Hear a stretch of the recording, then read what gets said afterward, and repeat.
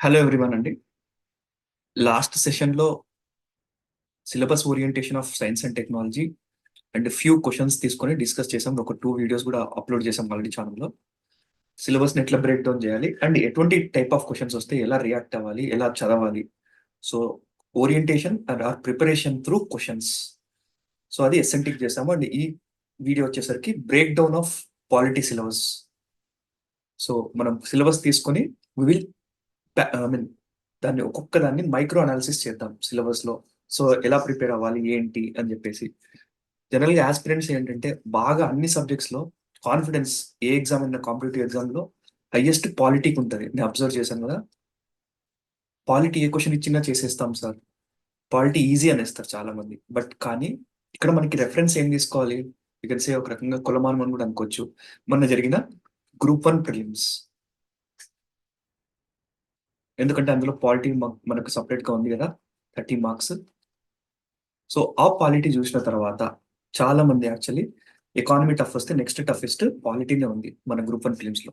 So దాన్ని కింద మనం రెఫరెన్స్ గా తీసుకుంటే పాలిటీ మేబీ గ్రూప్ 2 లో కూడా అదే స్టాండర్డ్, ఆ స్టాండర్డ్ రీచ్ అయ్యే విధంగా లేదా ఆ ఓరియంటేషన్ లోనే క్వశ్చన్స్ సెట్ చేయబోతున్నారు.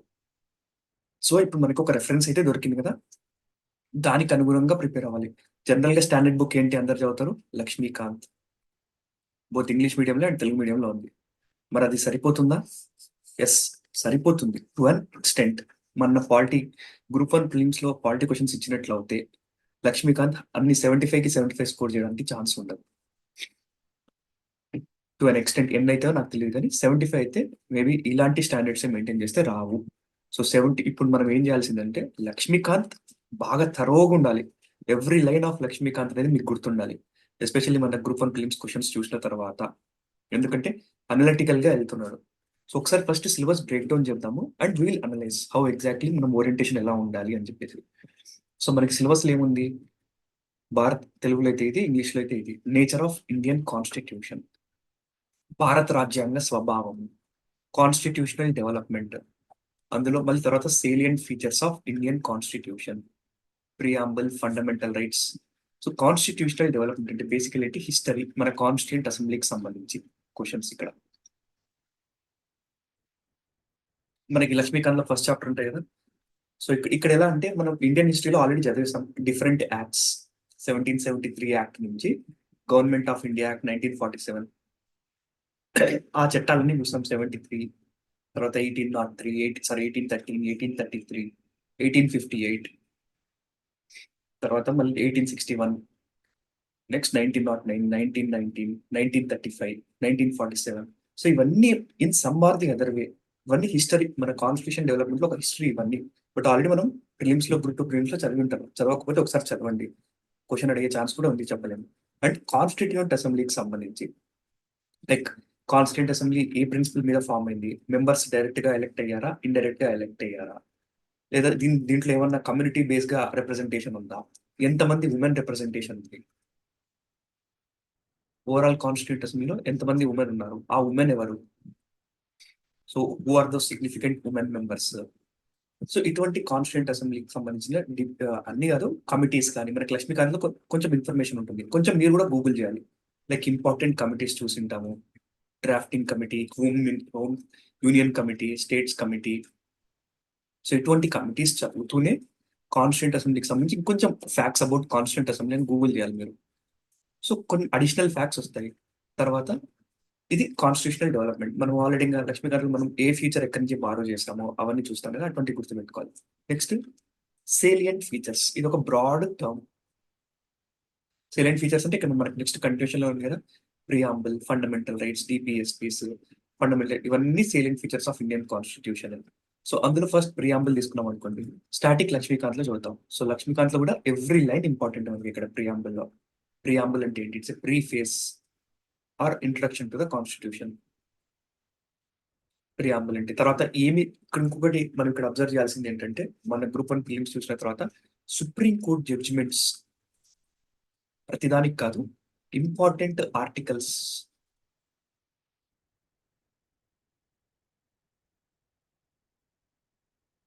సుప్రీం కోర్ట్ యొక్క తీర్పులు, ప్రియాంబుల్ కి సంబంధించి సుప్రీం కోర్ట్ ఇనిషియల్ గా ఏమని చెప్పింది. ఫస్ట్ ఇది పార్ట్ ఆఫ్ కాన్స్టిట్యూషనా కాదా, ప్రియాంబుల్ ని అమెండ్ చేయొచ్చా లేదా చేయకూడదా. సో ఇట్లా మనకి కేసెస్ ఉన్నాయి, ఆ కేసెస్ కూడా గుర్తుపెట్టుకోవాలి మీరు, ఏ కేసులో ఏం చెప్పింది అని చెప్పేసి. సిమిలర్లీ తర్వాత fundamental rights of and directive principles. So fundamental rights అనేది చాలా ఇంపార్టెంట్, ఎక్కువ క్వశ్చన్స్ వచ్చే ఛాన్స్ ఉంది topic. Fundamental rights and DPSPs very important. Laxmikanth చదువుతారు అందరు కానీ, బట్ మన ఒక ఎగ్జాంపుల్, ఫర్ ఎగ్జాంపుల్ ఒక క్వశ్చన్ తీసుకుందాం, మన గ్రూప్ 1 ప్రిలిమ్స్ లో అడిగిన క్వశ్చన్. ఒకసారి ఈ క్వశ్చన్ చూడండి. 4 స్టేట్మెంట్స్ ఇచ్చాడు. మేబీ ఇంత టఫ్ అడుగుతాడో లేదో తెలియదు కానీ, మన గ్రూప్ 2 ప్రిలిమ్స్ కూడా టఫ్ అడిగాడు కాబట్టి, సో మనం కూడా ఇలాగే ప్రిపేర్ అవ్వడం. ఇందులో 25th కాన్స్టిట్యూషనల్ అమెండ్మెంట్, 25వ రాజ్యాంగ సవరణ చట్టము inserted a new Article 31C, whose first provision was declared as invalid by Supreme Court in Keshavananda Bharati case. So 25వ రాజ్యాంగ సవరణ చట్టం కింద ఆర్టికల్ 31C ఫస్ట్ ప్రొవిజన్ ని సుప్రీంకోర్టు ఈ కేశవానంద భారతి కేసులో చెల్లదని ప్రకటించింది అని అంటున్నారు ఇక్కడ. సో సేమ్ ఇవన్నీ లింక్. ఇంకా తర్వాత నెక్స్ట్ ఏంటి, మినర్వా మిల్స్ కేసులో ఆర్టికల్ 31C యొక్క స్కోప్ ని పెంచినప్పుడు ఇన్వాలిడ్ చేశారు, సుప్రీంకోర్టు ఇన్వాలిడ్ చేసిందని చెప్పేసి. Next Supreme Court in Minerva Mills case has consider the importance of harmony and balance between fundamental rights and DPSPs. The present interpretation with respect to fundamental rights and DPSPs is the same reiteration principle that was first propounded by the Supreme Court in the Champakam Dorairajan case. తెలుగులో చూస్తే మీరు ఇది ఒకసారి చూడండి, తెలుగులో కూడా same almost meaning, ఈ ఒకసారి మీనింగ్ చూడండి. సో ఇక్కడ అబ్జర్వ్ చేస్తే క్వశ్చన్ ఏంటో మనకు అంతా తెలిసినదే, లక్ష్మీకాంత్ ఇదంతా ఉంది, బట్ కానీ మనము ఆ ఓరియంటేషన్ లో చదవం. ఆ పాయింట్ చదివినప్పుడు ఆ పాయింట్ వరకే గుర్తుపెట్టుకుంటాం. మనం లింక్ చేసుకోవడం కష్టమవుతుంది. యాక్చువల్లీ ఈ క్వశ్చన్ కొంచెం ఇష్యూ కూడా ఉంది యాక్చువల్గా, ఇచ్చిన ఆన్సర్ ప్రకారం. ఇందులో కరెక్ట్ కాంది ఏది అంటున్నాడు. సో ఇక్కడ ట్రాప్ కూడా చేస్తారు చాలా చోట్ల. కరెక్ట్, మన మైండ్ ఎలా ఉంటుందంటే కరెక్ట్ కోసం వెతుకుతాయి, బట్ అడుగుతుంది ఇన్కరెక్ట్. సో ఇక్కడ మీకు లక్ష్మీకాంత్ చదువుతున్నప్పుడు యాడ్ చేయడంతో పాటు మీరు చేయాల్సిన పని ఏంటంటే లింక్ చేసుకోవడం నేర్చుకోవాలి. ఫర్ ఎగ్జాంపుల్, ఎందుకు మనకి ఇన్ని కేసులు జరిగాయి చెప్పండి. గోలక్నాథ్ కేసు, సజ్జన్ సింగ్ కేసు, ఇటువంటి కేసెస్ చాలా జరిగాయి మనకి కాన్స్టిట్యూషన్ మొదలైనప్పటి నుంచి. సో ఎందుకు జరిగాయి? సో బేసికల్లీ మనకి ఇక్కడ ఫండమెంటల్ రైట్స్ కి డిపిఎస్పీస్ కి మధ్య ఒక రకంగా దేని ఇంప్లిమెంట్ చేయాలి, దేనికి ఇంపార్టెన్స్ ఇవ్వాలి. ఫండమెంటల్ రైట్స్ ఏం గురించి మాట్లాడితే మనకి political rights, DPSPs social and economic rights, అంతేనా? Fundamental rights, political rights, DPSP social and economic rights గురించి మాట్లాడతాం. సో ఒక్కసారి కొన్ని ఇంప్లిమెంట్ చేయాల్సి వచ్చినప్పుడు, డిపిఎస్పీస్ ఇంప్లిమెంట్ చేయాలనుకున్నప్పుడు అవి ఫండమెంటల్ రైట్స్ ను వైలేట్ చేస్తాయని చెప్పి కోర్టులకు వెళ్ళడం స్టార్ట్ చేస్తారు. Especially right to property. For example మనకి article 39 inequalities, especially 39B and 39C inequality గురించి మాట్లాడతాయి. ఇన్ఈక్వాలిటీని రూపుమాపాలి, మొత్తం రిసోర్సెస్ అన్ని ఒకరి చేతిలోనే ఉండకుండా స్టెప్స్ తీసుకోవాలి గవర్నమెంట్ అని చెప్పి పెడతాయి. బట్ ఆ స్టెప్స్ తీసుకోవాలనే ప్రాసెస్ లో గవర్నమెంట్ ఎవరిదైనా ప్రాపర్టీ కన్ఫిస్కేట్ చేసింది, లేదా ల్యాండ్ రిఫార్మ్స్ తీసుకొచ్చింది, ల్యాండ్ సీలింగ్ చట్టాలు ఇట్లా తీసుకొచ్చింది గవర్నమెంట్, ల్యాండ్ సీలింగ్ యాక్ట్స్. ఒక వ్యక్తి ఇంతకంటే భూమి తన పెట్టుకోకూడదు, ఇలా ఇంతకంటే భూమి దాటితే గవర్నమెంట్ వశం అయిపోతుంది, ఇట్ బిలాంగ్స్ టు గవర్నమెంట్ అని చెప్పేసి. అప్పుడు ఏం చేశారు చాలా మంది, ఇది అప్పట్లో right to property was part of fundamental right కదా, సో కోర్టుకి వెళ్ళడం స్టార్ట్ చేశారు. అక్కడ వచ్చింది ఇష్యూస్ మేజర్ గా మనకి. సో దీని ద్వారా గవర్నమెంట్ వివిధ పీరియడ్స్ లో ఫస్ట్ కాన్స్టిట్యూషనల్ అమెండ్మెంట్ యాక్ట్ తీసుకొచ్చింది. దాన్ని ఓవర్కమ్ చేయడానికి మళ్ళీ సుప్రీంకోర్టుకి వెళ్ళారు. సో సుప్రీంకోర్టు మళ్ళీ ఒక జడ్జ్మెంట్ ఇవ్వడం తర్వాత మనకి ఇట్లా కొన్ని ఇంపార్టెంట్ కాన్స్టిట్యూషనల్ అమెండ్మెంట్స్ ఉంటాయి. 24th constitutional amendments. ఇప్పుడు ఫస్ట్ కాన్స్టిట్యూషనల్ అమెండ్మెంట్స్ కింద ఆర్టికల్ 31B, ఆర్టికల్ 31C పెట్టారు. నెక్స్ట్ 25th కాన్స్టిట్యూషనల్ అమెండ్మెంట్ కింద ఇందాక క్వశ్చన్ లో చెప్పినట్టు ఆర్టికల్ 31C రెండు ప్రొవిజన్స్ పెట్టారు. Article 31C1, article 31C. So ఇప్పుడు మనకి ఇక్కడ కేశవానంద భారతి కేసులో సెకండ్ ప్రొవిజన్ ని కోర్టు చెల్లదని ప్రకటించింది యాజ్ ఇన్ కాన్స్టిట్యూషన్. దీన్ని ఓవర్కమ్ చేయడానికి మళ్ళీ 42nd కాన్స్టిట్యూషన్ అమెండ్మెంట్ తీసుకొచ్చారు, సుప్రీంకోర్టు జడ్జ్మెంట్ ని ఓవర్ రూల్ చేయడానికి. ఏమని, ఆర్టికల్ 31C అనేది జస్ట్ 39B అండ్ 39C గురించి మాట్లాడుతుంది, అంటే డిపిఎస్పీస్ లో. ఇప్పుడు ఏం చేశారు, 42nd కాన్స్టిట్యూషన్ అమెండ్మెంట్ లో మొత్తం అన్ని డిపిఎస్పీస్ ని కవర్ చేసే విధంగా మాట్లాడింది. ఆ వర్డింగ్ అలా ఉంది 42nd కాన్స్టిట్యూషన్ అమెండ్మెంట్ లో. దీని గురించి మినర్వా మిల్స్ కేసు ఏం చేసింది, కొట్టేసింది. ఓన్లీ 39B 39Cకి మాత్రమే ఇంపార్టెన్స్ ఇస్తున్నాము, అన్ని డిపిఎస్పీస్ కి మేము మాట్లాడట్లేదు అని చెప్పి కోర్టు చదవడం కొట్టేసింది. సో మినర్వా మిల్స్ కేసులో ఇది జరిగింది.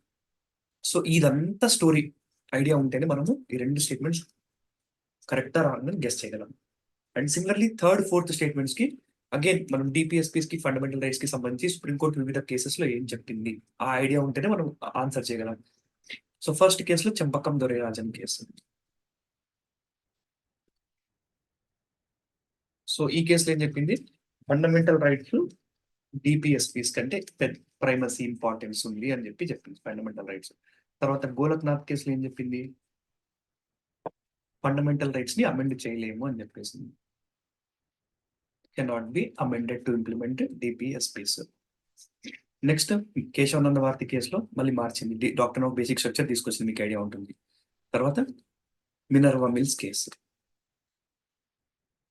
ఈ కేసులో ఏం చెప్పింది, ఈ రెండింటి మధ్య బ్యాలెన్స్ ఉండాలి. ఈ రెండు రథానికి రెండు చక్రాలు లాంటివి, ఏ చక్రం లేకపోయినా రథం ముందుకు వెళ్ళలేదా అట్లా బ్యాలెన్స్ మెయింటైన్ చేయాలి. So doctrine of balance and harmony ఇది చెప్పింది. ఇది చెప్తూనే at the same time DPSP ఒక రకంగా ఇప్పుడు ప్రజెంట్ స్టేటస్ ఏంటంటే ఫండమెంటల్ రైట్స్ ని అమెండ్ చేయొచ్చు డిపిఎస్పీస్ ని ఇంప్లిమెంట్ చేయడానికి.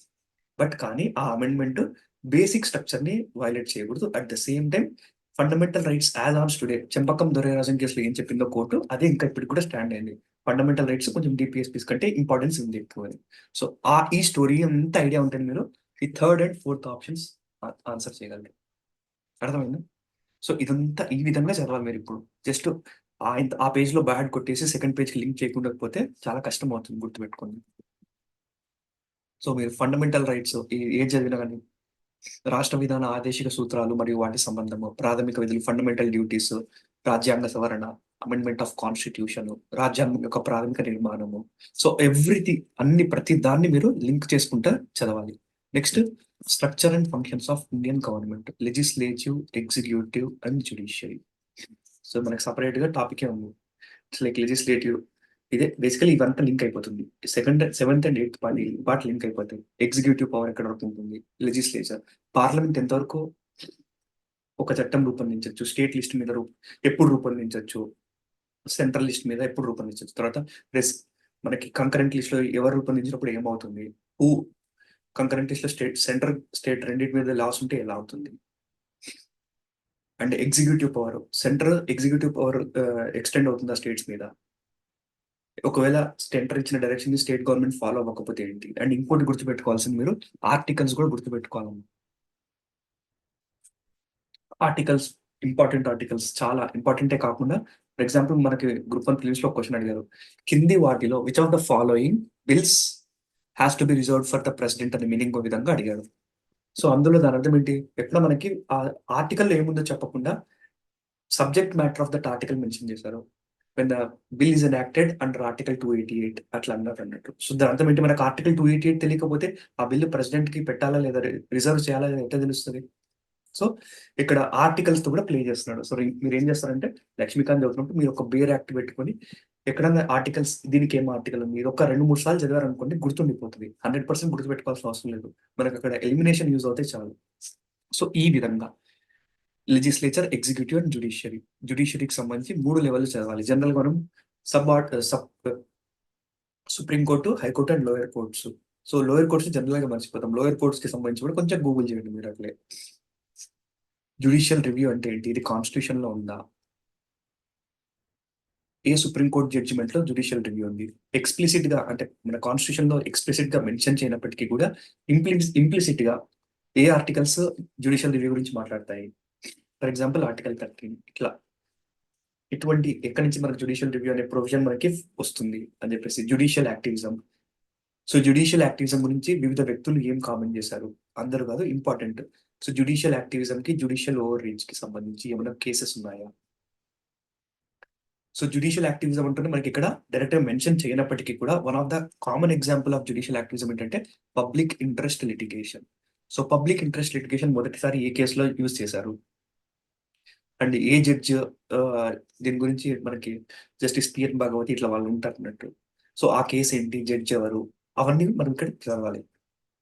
అలాగే డిస్ట్రిబ్యూషన్ ఆఫ్ ఎగ్జిక్యూటివ్ పవర్, ఇందాక ఆల్రెడీ డిస్కస్ చేశాను కదా. Financial relations, so financial relations కూడా మీరు గుర్తుపెట్టుకోవాల్సింది, ఈ క్వశ్చన్ చూసారనుకోండి మన గ్రూప్ 1 ప్రిలిమ్స్ లో జరిగింది, మీకు ఐడియా వస్తుంది.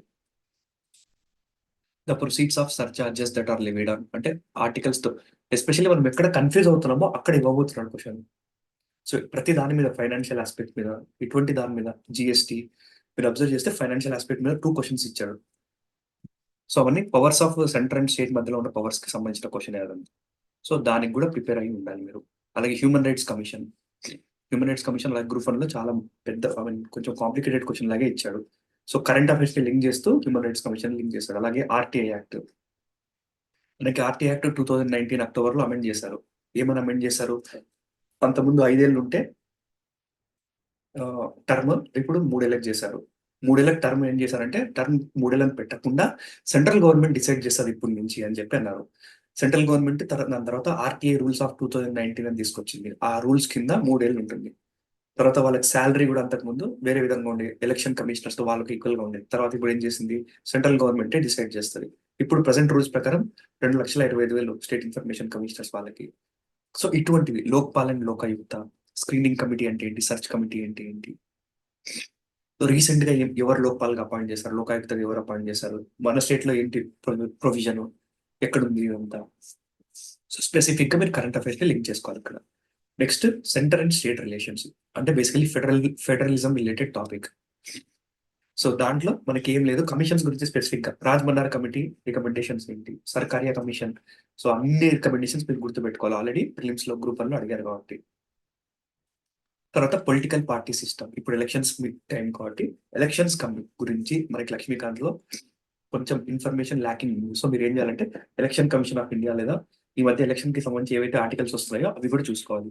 ఫర్ ఎగ్జాంపుల్ ఈవీఎంస్ గురించి ఎక్కువ డిబేట్ జరుగుతుంది. సో మీరు ఏం చేస్తారంటే EVM Election Commission of India సైట్కి వెళ్ళేసి ఇట్లా ఇట్లా చూసారనుకోండి, just Election Commission of India సైట్కి వెళ్ళి ఈవీఎం అని కొట్టండి.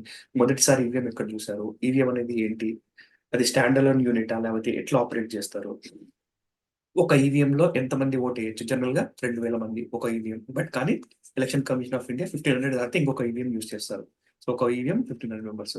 మాక్సిమం ఎంతమంది క్యాండిడేట్స్ ని లిస్ట్ పెట్టచ్చు ఈవీఎం లో. అండ్ బియాండ్ దట్ ఏమవుతుంది, బియాండ్ దట్ మళ్ళీ పేపర్ బ్యాలెట్కి వెళ్ళిపోతారు. ఒకవేళ 380 సంథింగ్ ఎంతో నెంబర్ ఉంది, అది దాటిన తర్వాత మళ్ళీ. సో ఇటువంటి ఫస్ట్ ఎక్కడ యూజ్ చేశారు, సో ఎందుకంటే ఎలక్షన్ సీజన్ కాబట్టి మోడల్ కోడ్ ఆఫ్ కండక్ట్ అంటే ఏంటి, తర్వాత ఇక్కడ రిప్రజెంటేషన్ ఆఫ్ పీపుల్స్ యాక్ట్ గురించి మీకు ఐడియా ఉండాలి, ఆర్పిఏ యాక్ట్. ఎందుకంటే ఇప్పుడు న్యూస్ లో ఉంటాయి, ఎలక్షన్ నామినేషన్ తిరస్కరించారు అని చెప్పుంటాడు. ఏ బేసిస్ మీద తిరస్కరించారు, under representation of people act 1951 లో, లేదా ఆర్పిఆర్ 1950 ఉంటుంది. ఏ బేసిస్ మీద తిరస్కరించారు, ఇదంతా మనకి ఈ న్యూస్ లో వస్తుంటది. ఏ సెక్షన్ ఆఫ్ ఆర్పిఏ కింద ఎలక్షన్ ఎవరైతే పోటీ చేస్తున్నారో వాళ్ళు వాళ్ళ ఖర్చుల గురించి ఎక్స్పెండిచర్ ఫైల్ చేయాలి. సో అది ఏ సెక్షన్ కింద ఉంటుంది. తర్వాత ఎవరన్నా మత విద్వేషాలు రెచ్చగొడుతూ స్పీచెస్ ఇచ్చారనుకోండి, అది కూడా ఒక సెక్షన్ కింద రెస్ట్రిక్ట్ చేస్తారు. So model code of conduct ఎప్పుడు అమల్లోకి వస్తుంది, ఎన్ని రోజులు ఉంటుంది model code of conduct. So everything minute లెవెల్లో చదవాలి మీరు. ఇప్పుడు ఎలక్షన్స్ జరుగుతున్నాయి కాబట్టి ఈ లెవెల్లో ఎన్ని నేషనల్ పార్టీస్ ఉన్నాయి, ఎన్ని స్టేట్ పార్టీస్ ఉన్నాయి ప్రెసెంట్, అవంతా మీరు చదవాలి. Anti defection law again supreme court judgements మళ్ళీ ఇంపార్టెంట్ మనకి, ఎందుకంటే రీసెంట్ గా మణిపూర్ జడ్జిమెంట్ జరిగింది, మహారాష్ట్ర జరిగింది కాబట్టి యాంటీ డిఫెక్షన్ లాకి సంబంధించి. సో అప్డేట్ ఉండాలి, జస్ట్ ఊరికి లక్ష్మీకాంత్ చదివితే సరిపోదు మనకి. నెక్స్ట్ ఇది కమ్యూనిటీ, బేసికలీ డీసెంట్రలైజేషన్ కి సంబంధించి community development programme, Balwant Rai committee recommendations, all these things. ఏ కమిటీ రికమెండ్ చేసింది కాన్స్టిట్యూషనల్ స్టేటస్ ఇద్దామని చెప్పేసి, ఏ కమిటీ జిల్లా పరిషత్లో ఎక్కువ పవర్స్ పెడదామా, ఇట్లా ఆ రికమెండేషన్స్ ఉంటాయి కదా. మనకి స్పెసిఫిక్ గా 2 కమిటీస్ ఇచ్చారు కాబట్టి ఈజీ అయింది మనకి ఇక్కడ. తర్వాత constitutional amendment and their implementation. So ఇక్కడ మనకి స్టాటిక్ గా లక్ష్మీకాంత్ లో ఉంది. అలాగే you need to supplement this with PESA act కూడా, ఎందుకంటే పెసా యాక్ట్ కూడా ఒక రకంగా extension of this panchayats to scheduled areas కదా. పెసా యాక్ట్ ని కూడా మీరు ఎక్స్టెండ్ చేసి చదవాలి. సో ఈ విధంగా చదవండి, కరెంట్ అఫైర్స్ ని లింక్ చేసుకొని ప్రతి టాపిక్ ని బ్రేక్ చేసుకొని చదవండి. లక్ష్మీకాంత్ చదువుతూ సప్లిమెంట్ చేసుకోవాల్సింది, ఎందుకంటే మనం ఆల్రెడీ క్వశ్చన్స్ చూసాం. సిమిలర్లీ ఈ క్వశ్చన్ కూడా చూడండి ఒకసారి మీరు చూడండి, 9th షెడ్యూల్ గురించి. ఇది ఎక్కువ న్యూస్ లోనే, ఈవెన్ యూపీఎస్సీ కూడా 2 to 3 టైమ్స్ అడిగింది ఈ మధ్య క్వశ్చన్స్. సో 9th షెడ్యూల్ కి సంబంధించి తను వర్డ్స్ తో గేమ్ ఆడుతున్నాడమ్మా, గుర్తుపెట్టుకోండి. ఇక్కడ 4th స్టేట్మెంట్ చూడండి, the entries incorporated in it or only done so by the power of central government. ఇందులో పొందుపరచబడిన ఎంట్రీలు కేంద్ర ప్రభుత్వ అధికారం ద్వారా మాత్రమే చేయబడతాయి. 9th షెడ్యూల్ గురించి ఐడియా ఉంటే మీకు తెలిసి ఉంటుంది. అందులో కొన్ని చట్టాలను పెట్టచ్చు. Some acts can be incorporated in that. Those acts cannot be challenged on the ground that they are violative of fundamental rights. So 9th schedule ఏవైతే చట్టాలను పొందుపరుస్తారో అవి ప్రాథమిక సూత్రాలని వైలేట్ చేస్తున్నాయని చెప్పేసి you cannot claim. 9th schedule ఏవైతే చట్టాలను పెడతారో పొందుపరుస్తారో అవి ప్రాథమిక సూత్రాలని వైలేట్ చేస్తున్నాయని చెప్పేసి యూ కెనాట్ క్లెయిమ్. అది 9th షెడ్యూల్ గురించి మాట్లాడుతుంది. మరి ఎవరు పెడతారు అంటే ఇక్కడ మనకి యాక్చువల్‌గా పార్లమెంట్ ఇన్‌కార్పొరేట్స్ యాక్చువల్‌గా. పార్లమెంట్ పెట్టేది. పార్లమెంట్ ఈ చట్టాన్ని 9th షెడ్యూల్‌లో పెట్టాలా లేదా అని డిసైడ్ చేసేది పార్లమెంట్. కానీ మన మైండ్ ఎలా ఉంటుందంటే సెంటరే గదా! పార్లమెంట్‌ని సెంట్రల్ గవర్నమెంట్‌ని ఈక్వల్ చేస్తాం. Parliament is different from central government. So వర్డ్స్‌తో ఆడుతున్నారు. చాలా మంది యాస్పిరెంట్స్ నేను చూసిన వాళ్ళు ఈ వర్డ్ వల్ల చాలా తప్పు పెట్టారు.